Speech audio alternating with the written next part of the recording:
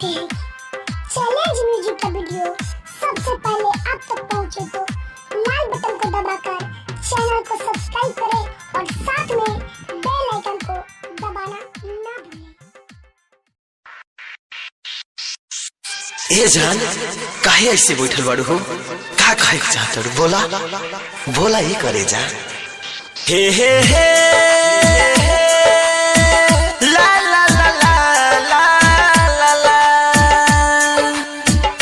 हा हा हा हा हा हा हे हे हे हे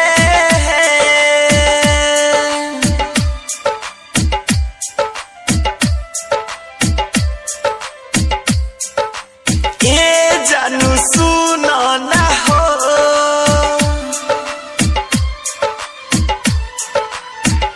ई दिलवा देता दुआ कइले बानी आता नाले प्यार केहू तना लेना चाही केहू तना लेना चाही ई दिलवा देता दुआ कइले बानी आता नाले प्यार केहू तना लेना चाही केहू तना लेना चाही।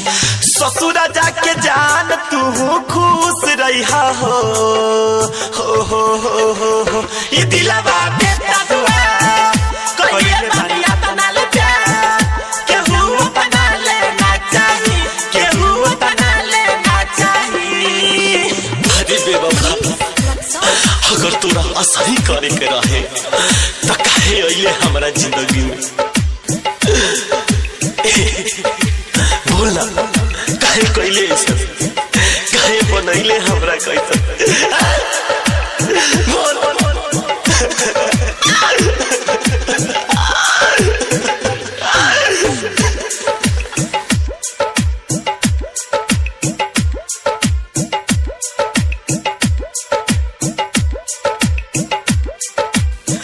बचपन में कहलू जिंदगी बिताई तब काहे कइलू जान हमसे बेवफाई।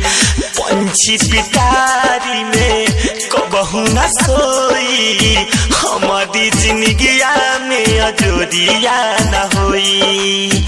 पियावा के प्यार में भूला जइबू हो ई दिलवा देता दुआ कइले बानी आता नाले प्यार केहू तना लेना चाही केहू तना लेना चाही।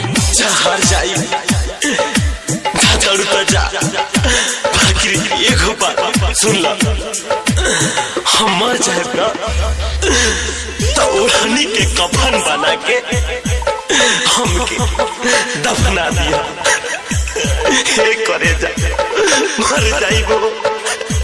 विकी राज राइटर लिखले प्रीत के कहानी अजय के अखिया से बरसता पानी हाथावा में मेहंदी समझ के खून लगई ह ओढ़नी के कफन जानू बिटू के ओढ़ई ह सपना के महल तू जार जइबू हो ई दिलवा देता दुआ कइले बानी आता नाले प्यार केहू तना लेना चाही केहू तना लेना चाही। ससुरा जाके जान तू खुश रही हो